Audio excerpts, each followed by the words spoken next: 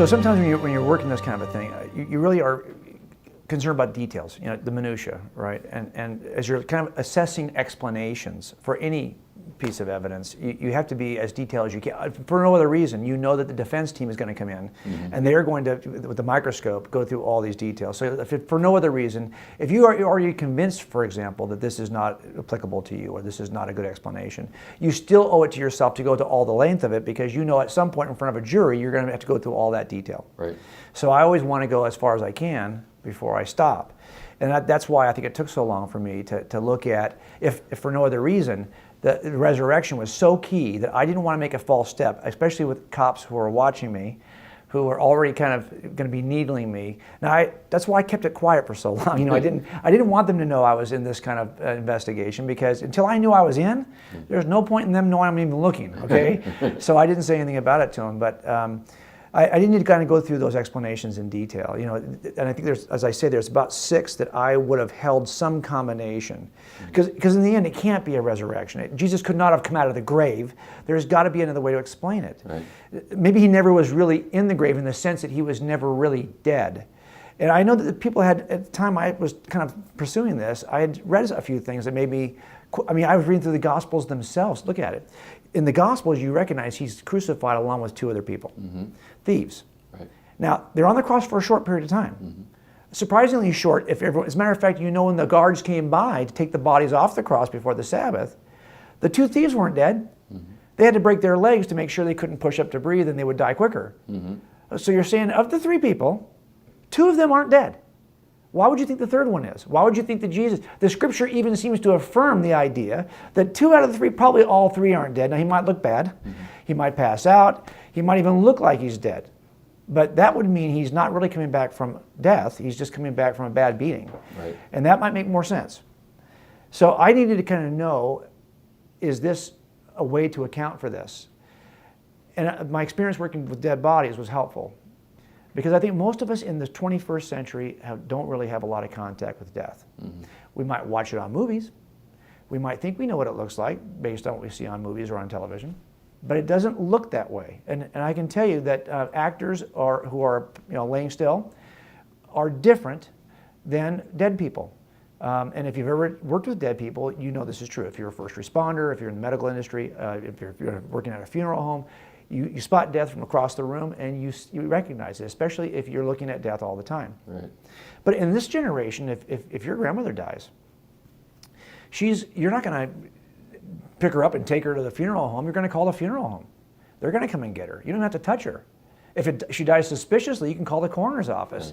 Right. Either way, you're not going to be handling dead people the way everyone did in the 1st century, because there weren't any funeral homes to call. There weren't any coroner's offices to call. Now we've got a whole generation of people who are familiar with childbearing and familiar with death in a way that most of us are not, because we've got professionals in those industries that do the hard work for us.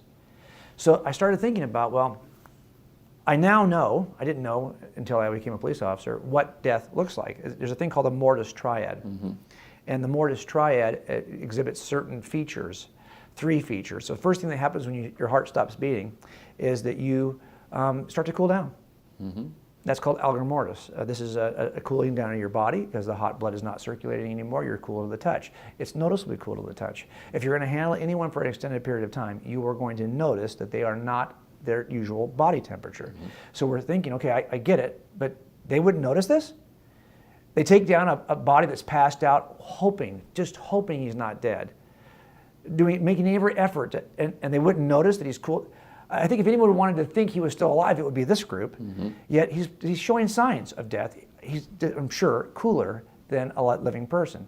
The second thing that happens is you start to get stiff, and that's called rigor mortis, right? Sure. And they're not going to notice this.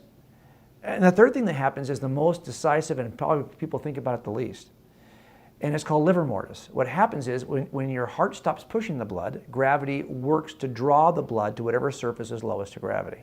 If you died on your back and I get there and I roll you over, your back will now be red and purple and blue from the blood being drawn by gravity to the back. That bruising is called livor mortis.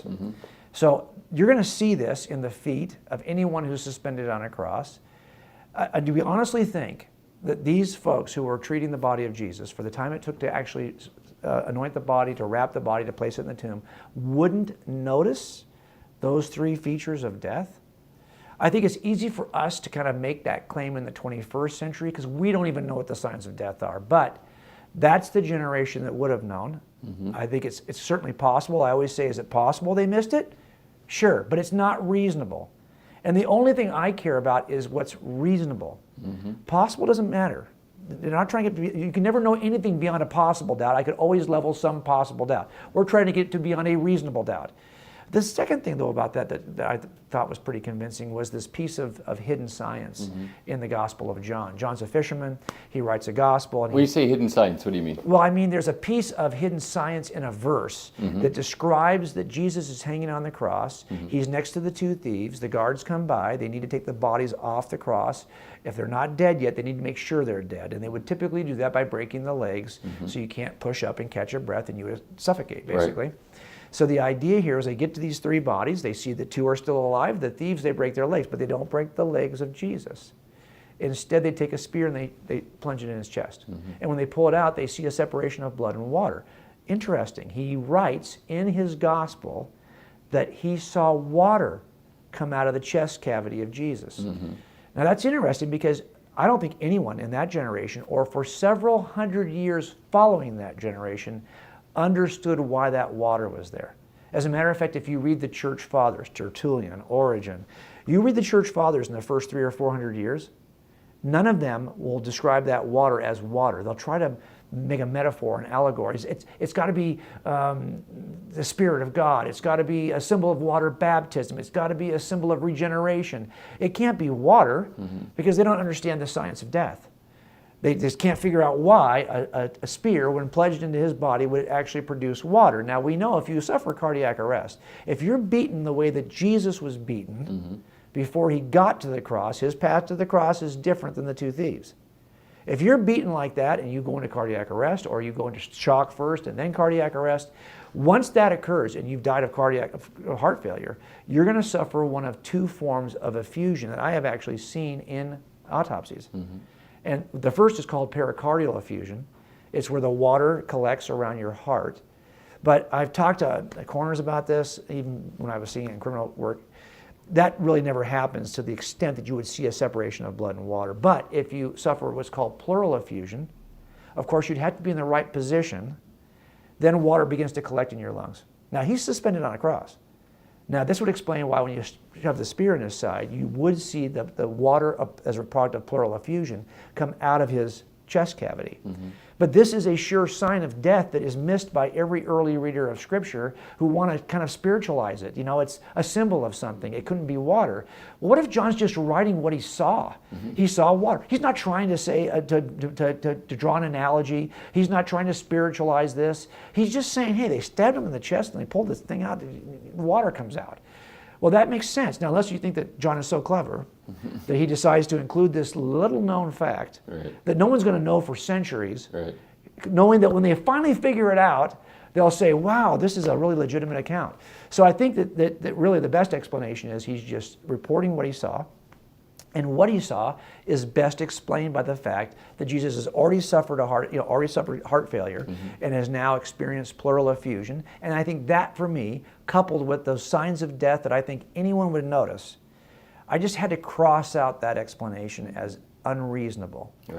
And so I moved on from that explanation. And I think a lot of people, when you really kind of explain this and they think about it deeply, they're like, yeah. Also, you'd have a hard time explaining the post-resurrection accounts because the kind of beating he took, you don't just bounce back from in 24 hours and all of a sudden you're dancing around and entering rooms miraculously and at the edge of a lake eating fish with your disciples. I mean, it's really hard, but forget about all that. For me, I just looked at it from the kinds of autopsies that I've been present at. I don't know if you realize this or not, but when there's a homicide in Los Angeles County, the investigator has to be present at the autopsy because they're not going to subpoena the coroner, they're going to subpoena me.